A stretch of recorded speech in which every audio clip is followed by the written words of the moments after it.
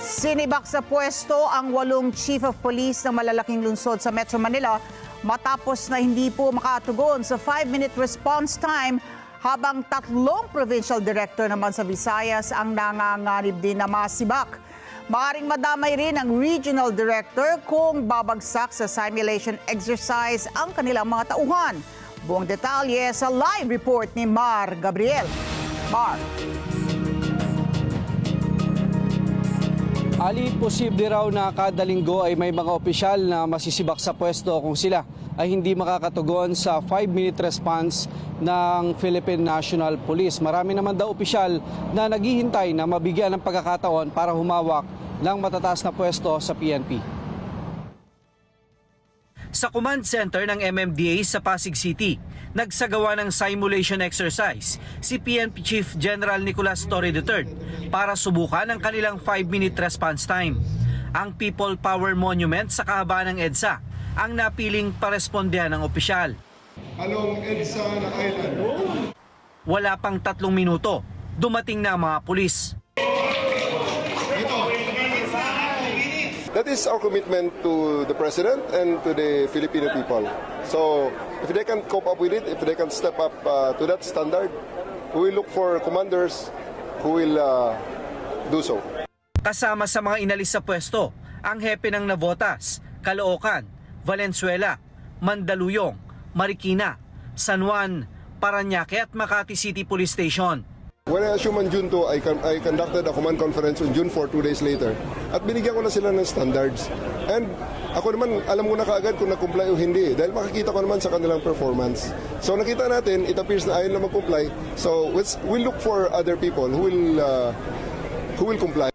Bukod sa mga chief of police, may 3 provincial director pa sa Visayas Region ang nanganganib ding maalis sa pwesto. Yan ay kung babagsak sila sa pangalawang simulation exercise. Nanganganib din daw na madamay ang mga regional director. I'm very lucky at this era, at this time, na yung mga senior officers na yan, ang isang klase ay 100. So pag mag-fail ang isa, meron pang 99 na nakaabang of equal competence. Nakipagsanib puwersa ang PNP sa MMDA upang mas epektibo nilang maipatupad ang 5-minute response.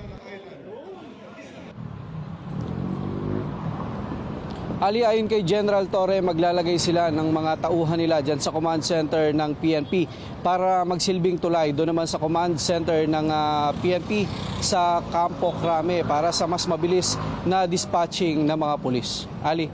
Alam mo, Mar, sa Estados Unidos, merong mga programa kung saan recorded yang mga tawag sa 911 call at malalaman nung nasa kabilang linya kung gaano kalayo yung mga rumeresponde na mga pulis. Ganon din ba yan? Recorded din ba yung mga tawag sa kanila sa command center?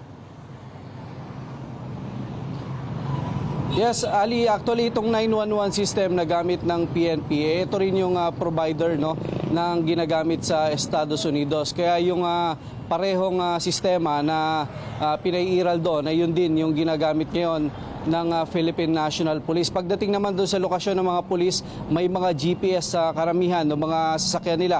Kaya madaling matukoy kung nasan nag-iikot o saan naka-standby yung mga tauhan nila sa field. Yan naman ay ang mahigpit na bili ng PNP ni General Torre doon sa kanilang mga tauhan. Habang sila ay nasa police mobile, mahigpit nilang i-monitor yung kanilang mga radio dahil oras na matanggap nila yung alerto na malapit doon sa kanilang kinaroroonan ay kailangan nilang rumisponde agad-agad. Hindi ba natatraffic yung mga rumuresponde, Mar? Yung factoring in nung traffic dun sa 5-minute response na binibigay?